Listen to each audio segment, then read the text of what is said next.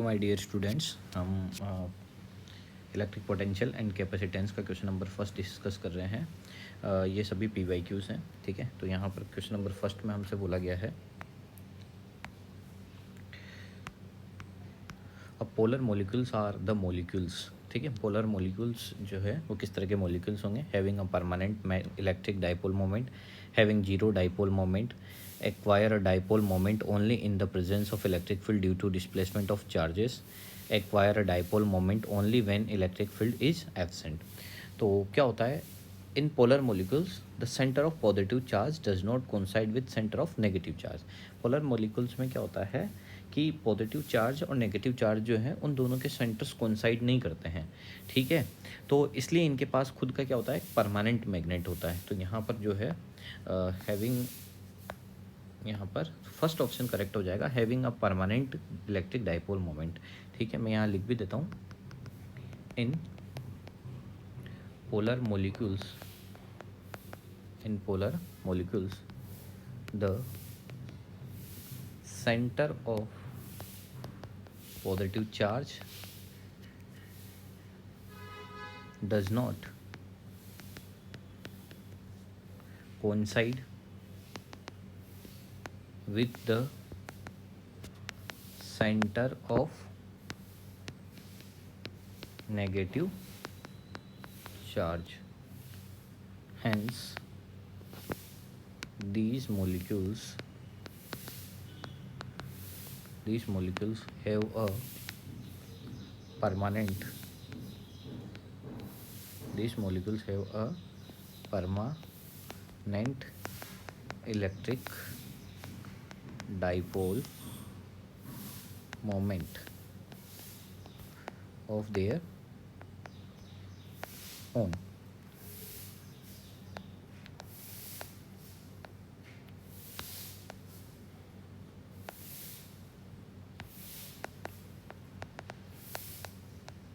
Okay, तो यहाँ पर जो है वो पोलर मोलिक्यूल जो होते हैं इनके centre of positive charge does not coincide with centre of negative charge and this molecule have a permanent electric dipole moment of their own. तो इसलिए इनका खुद का क्या होता है, इलेक्ट्रिक डाइपोल मोमेंट होता है। इसलिए कौन सा ऑप्शन करेक्ट हो जाएगा? फर्स्ट वाला ऑप्शन। पढ़ते हैं नेक्स्ट क्वेश्चन नंबर सेकंड की तरफ। क्वेश्चन नंबर 2 में ये बोला गया है, two charge spherical conductors of radius R1 and R2 are connected by a wire, then the ratio of surface charge density of the sphere sigma 1 and sigma 2 is. देखो यहाँ पर हमारे पास दो स्पेयर है, टू चार्ज स्पेयर है, ठीक है। ये सपोज करो यहाँ पर चार्ज Q1 है, यहाँ पर चार्ज Q2 है, और इसकी रेडियस R1 है और इसकी रेडियस क्या है, R2 है, ठीक है। Two charge spherical conductor radius R1 and R2 connected by wire. अगर इनको दोनों को वायर से कनेक्टेड कर देंगे तो यहाँ पर फर्स्ट वाले का पोटेंशियल किसके, सपोज करो ये फर्स्ट वाला स्फीयर है, ये सेकंड वाला है, तो फर्स्ट वाले का पोटेंशियल किसके बराबर हो जाएगा, सेकंड वाले के पोटेंशियल के बराबर हो जाएगा। तो यहाँ से के क्यू, यहाँ इलेक्ट्रिक पोटेंशियल का फॉर्मूला क्या होता है, KQ/R, ठीक है। तो यहाँ KQ1/R1 लिखेंगे, ऐसे ही यहाँ पर क्या लिखेंगे, KQ2/R2 लिखेंगे, ठीक है। क्लियर है? अब देखो यहाँ से K क्या होगा, 1/4πε0, ठीक है। Q1/R1 लिखेंगे, यहाँ पर क्या लिखेंगे, 1/4πε0 Q2/R2 लिखेंगे, ओके। अब मेरी बात सुनो, मैं यहाँ पर क्या कर रहा हूँ, दोनों साइड, ठीक है, इसमें यहाँ पर 1/4πε0 Q1/R1, R1 से ऊपर नीचे मल्टीप्लाई कर रहा हूँ, ठीक है। R1 से मैं ऊपर नीचे, इधर मैं क्या कर रहा हूँ, राइट हैंड साइड पे KQ2/R2, R2 से ऊपर नीचे मल्टीप्लाई कर रहा हूँ। ऐसा क्यों कर रहा हूँ, उसके पीछे क्या रीज़न है, ठीक है। तो ध्यान से देखना, यहाँ पर Q1 अपनी जगह पे है, R1 ऐसा का ऐसा ही है, 4πε0 इंटू R1 का स्क्वायर हो जाएगा, और यहाँ पर कितना हो जाएगा, Q2 ऊपर वैसा ही है,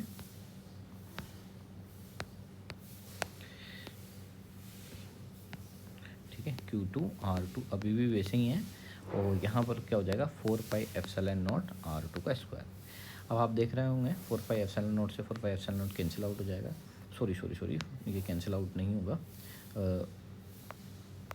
यहाँ पर क्या देख सकते हैं अपन कि ये जो है Q1 हमें सिग्मा बोला गया है, हमें क्या बोला, सिग्मा, और सिग्मा क्या होता है, charge per unit area, okay. तो ध्यान से देखना, 4πr², अगर मैं इसको ऐसे लिख लूँ, Q1/R1 4πr², और ये हो जाएगा ε0, यहाँ पर Q2/R2, और यहाँ पर हो जाएगा 4π R1 का स्क्वायर है, R2 का square epsilon not.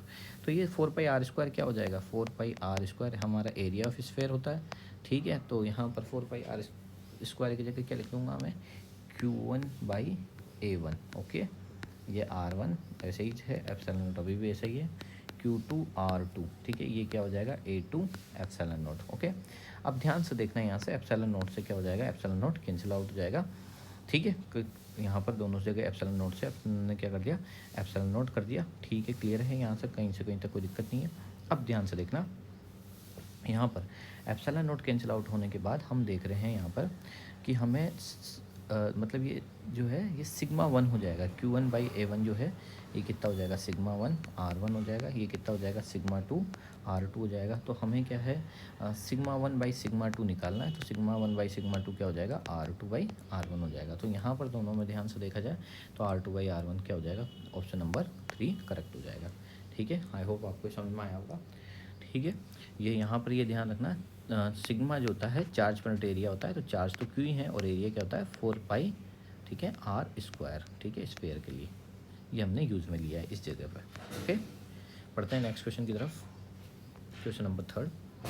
Question number 3 क्या बोलता है, A parallel plate capacitor has a uniform electric field E in the space between the plates.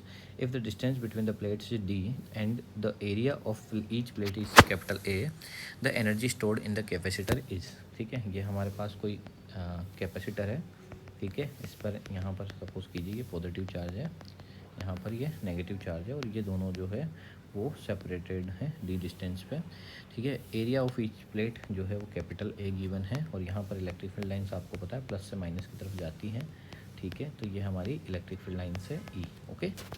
A parallel plate capacitor has a uniform electric field E in the space between the plates. If the distance between the plate is D and the area of each plate is A, the energy stored in the capacitor. Okay. तो energy stored का formula हम जानते हैं, half CV² होता है। यहाँ C क्या होता है, कैपेसिटेंस, और V क्या होता है, इलेक्ट्रिक पोटेंशियल, ठीक है। तो यहाँ पर जो है E = ½ C, capacitance of a capacitor होता है ε0A/D, ठीक है। ये फॉर्मूला आपको पता होना चाहिए। ये क्या है, कैपेसिटर का कैपेसिटेंस का फॉर्मूला होता है, तो मैं यहाँ यूज़ कर रहा हूँ ε0A/D। और यहाँ पर जो है इलेक्ट्रिक पोटेंशियल और इलेक्ट्रिक फील्ड के बीच में रिलेशन होता है V = ED, ठीक है। इलेक्ट्रिक पोटेंशियल इक्वल्स टू क्या होता है, electric field into distance between this plate. तो यहाँ पर जो है V की जगह मैं यूज़ कर रहा हूँ ED का स्क्वायर, ओके। अब ध्यान से देखना, E = कितना हो जाएगा यहाँ पर, ½ ε0A/D इंटू E² D²। यहाँ से एक D कैंसिल आउट हो जाएगा, तो यहाँ से E की वैल्यू मिलेगी ½ ε0A, ठीक है, ε0A E² D, ठीक है। चेक करते हैं कौन सा ऑप्शन है, ये देखो फोर्थ ऑप्शन में ½ ε0 E² AD, ठीक है। इसको ऐसे भी लिख सकते हो चाहो तो आप, ½ ε0 E² AD। तो ये कौन सा ऑप्शन करेक्ट है, फोर्थ ऑप्शन करेक्ट हो जाएगा, ठीक है। आई होप आपको ये समझ में आया होगा पूरा क्वेश्चन, ओके। बढ़ते हैं नेक्स्ट क्वेश्चन की तरफ, ठीक है, जो कि है हमारा क्वेश्चन नंबर 4। तो वो क्वेश्चन नंबर 4 क्या बोलता है, a dipole is placed in a electric field as shown in the figure, in which direction will it move, ठीक है। यहाँ पर हमें डायग्राम बना के दिया हुआ है जिसमें ये है इलेक्ट्रिक फील्ड लाइन्स इस तरीके से हैं, ओके। और ये इलेक्ट्रिक फील्ड लाइन्स ऐसे बाहर निकल रही हैं। यहाँ पर हमारा पॉजिटिव क्यू चार्ज है, यहाँ पर हमारा नेगेटिव क्यू चार्ज है, और ये डाइपोल मोमेंट है एक तरीके से, ठीक है। तो हम जानते हैं कि जहाँ पर फील्ड की स्ट्रेंथ ज़्यादा होती है, फील्ड इलेक्ट्रिक फील्ड लाइन्स की डेंसिटी ज़्यादा होती है, वहाँ इलेक्ट्रिक फील्ड की स्ट्रेंथ भी ज़्यादा होती है, ठीक है। High density means high electric field strength, ठीक है। तो यहाँ पर देखो, अगर पॉजिटिव क्यू चार्ज और नेगेटिव क्यू चार्ज में सपोज करो मैं इसको ए और इसको ई बोलूँ, तो हम ये बोल सकते हैं कि ई ए पे जो इलेक्ट्रिक फील्ड की स्ट्रेंथ होगी वो ज़्यादा होगी, और ई बी पे जो है वो इलेक्ट्रिक फील्ड की स्ट्रेंथ क्या होगी, कम होगी। क्यों होगी, क्योंकि यहाँ पर ये पास होगी एज़ कम्पेयर टू बी, है ना, इलेक्ट्रिक फील्ड लाइन्स पास होगी एज़ कम्पेयर टू बी। और अगर हम जानते हैं F = क्या होता है, QE, अगर कोई चार्ज इलेक्ट्रिक फील्ड में रखा है तो उस पर फोर्स लगता है।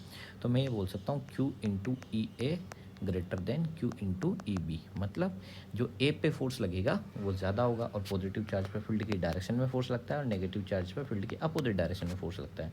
मतलब इस पर जो फोर्स लगेगा ए वो ज़्यादा होगा एज़ कम्पेयर टू बी। मतलब मैं बोल सकता हूँ कि एफ ए जो है वो ग्रेटर होगा एफ बी पर।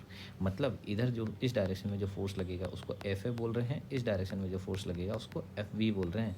तो एफ ए की वैल्यू क्या होगी, ज़्यादा होगी और एफ बी की वैल्यू कम होगी। तो यहाँ से यह पता लग गया कि ये मूव किधर करेगा, राइट साइड में मूव करेगा। किधर मूव करेगा, राइट। तो राइट साइड में मूव करने वाला हमारा ऑप्शन या तो 1 करेक्ट होगा या 3rd करेक्ट होगा, क्योंकि यहाँ मूव ठीक है टूवर्ड्स द राइट, ये 2 ही ऑप्शन है। तो पहले तो ये क्लियर हुआ। ठीक है, अब आगे बढ़ते हैं हम।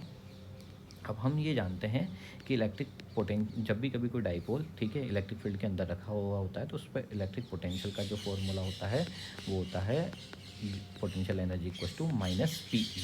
ठीक है, क्या होता है, माइनस पी ई। अब यहाँ से ये देख पा रहे हैं कि जो इलेक्ट्रिक डाइपोल जो है इसकी डायरेक्शन इधर है और इलेक्ट्रिक डाइपोल मोमेंट की डायरेक्शन इधर है, इलेक्ट्रिक फील्ड की डायरेक्शन ठीक है राइट साइड में है। तो दोनों के बीच में जो है वो एंगल जो है वो कितना हो रहा है, 180 का हो रहा है। 180 क्यों हो रहा है, थीटा 180, क्योंकि दोनों की डायरेक्शन क्या है, अपोजिट है। और कोस 180 की वैल्यू क्या होती है, माइनस। ठीक है, कोस 180 की वैल्यू क्या होती है, -1 होती है। तो यहाँ से माइनस माइनस प्लस हो जाएगा। ठीक है, तो यहाँ से प्लस हो जाएगा तो यहाँ पर बन जाएगा P डॉट ई।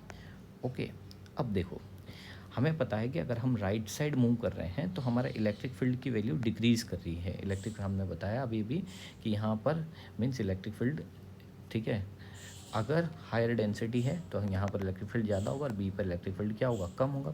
और इलेक्ट्रिक फील्ड कम होगा तो इलेक्ट्रिक पोटेंशियल भी क्या होगा, कम होगा। मीन्स ए से बी की तरफ अगर मूव कर रहे हैं हम, ए पॉइंट से बी पॉइंट की तरफ अगर इधर मूव कर रहे हैं तो इलेक्ट्रिक फील्ड गिर रहा है। ठीक है, इस डायरेक्शन में इलेक्ट्रिक फील्ड गिरने की वजह से इलेक्ट्रिक पोटेंशियल भी गिरेगा। ठीक है, तो मतलब इलेक्ट्रिक पोटेंशियल की वैल्यू क्या हो जाएगी, डिक्रीज़ हो जाएगी। तो कौन सा ऑप्शन करेक्ट हो जाएगा यहाँ से, electric towards the right move करेगा, इलेक्ट्रिक पोटेंशियल विल डिक्रीज। तो कौन सा ऑप्शन हो जाएगा, ठीक है, ये हमारा ऑप्शन नंबर 3rd करेक्ट हो जाएगा। क्यों 3rd करेक्ट हुआ, क्योंकि पोटेंशियल एनर्जी भी क्या हो जाएगी, पोटेंशियल एनर्जी भी क्या कर जाएगी, डिक्रीज कर जाएगी। तो पोटेंशियल एनर्जी डिक्रीज, ठीक है, टूवर्ड्स राइट। ठीक है, तो ऑप्शन नंबर 3rd करेक्ट हो जाएगा। आई होप आपको चारों क्वेश्चन समझ में आए होंगे। Thank you.